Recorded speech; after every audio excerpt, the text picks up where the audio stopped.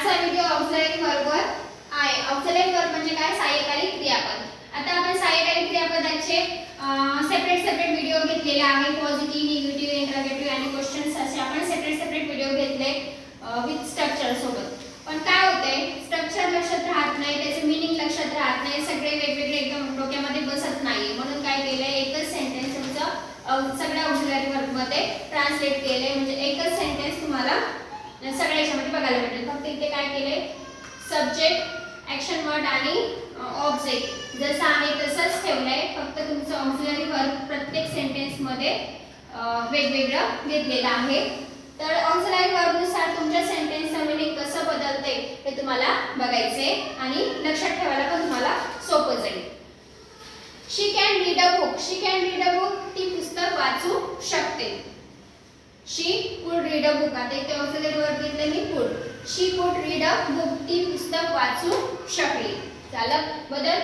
नंतर शी कुड have read a book, ती पुस्तक वाचू शकलेली होती।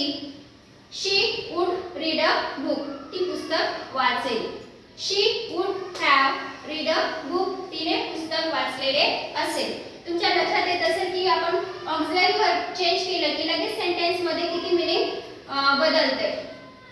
She may read a book, तिने कदाचित पुस्तक वाचेल। She may be reading a book, ती कदाचित पुस्तक वाचत असेलही। She may have read a book, ती कदाचित पुस्तक वाचलेले असेल। आपण आता बोलताना कदाचित हा शब्द वापरत नाही, पण त्याचं मीनिंग होतं। इंग्लिश मध्ये आपण बोलताना she may have read a book, तिने कदाचित पुस्तक वाचलेले असेल बोलताना हे आपल्याला समजून जायचं असेल, पण आपण मराठीत कदाचित हा शब्द यूज करत नाही। शी मस्ट रीड अ बुक, तिने पुस्तक वाचलेच पाहिजे, तिने पुस्तक वाचलेच पाहिजे। तसेच बघा शुडचं सेंटेन्स आहे, शी शुड रीड अ बुक, तिने पुस्तक वाचले पाहिजे आणि खूप जास्त वाचलेलंच असलं पाहिजे, 100% तिने वाचलेलंच हवं। तर मग आपण काय यूज करतो, मस्ट यूज करतो। She must read a book, तिने पुस्तक वाचायलाच पाहिजे। She must be reading a book, तिने पुस्तक वाचत असलीच पाहिजे। She must have read a book, तिने पुस्तक वाचलेलंच असलं पाहिजे।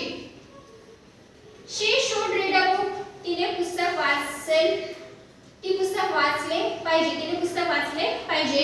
She should be reading a book, तिने पुस्तक वाचत असली पाहिजे।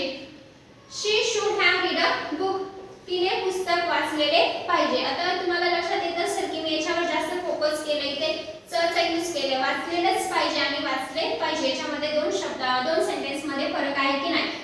100% तिने वाचलेलंच पाहिजे असं तुम्हाला बोलायचं असेल तर तुम्हाला काय करायचंय, मस्ट यूज करायचंय आणि तिने वाचलेलंच पाहिजे, वाचली किंवा नाही वाचलं पण वाचलं पाहिजे असं तुम्हाला सांगायचं असेल तर तुम्ही काय यूज करू शकता, शूडचा यूज करू शकता। ठीक आहे। त्याच्यानंतर she use to read a book, ती पुस्तक वाचत असेल, तिला सवय असेल किंवा हॅबिट असेल तिला पुस्तक वाचायची। She use to read a book, ती पुस्तक वाचत असेल।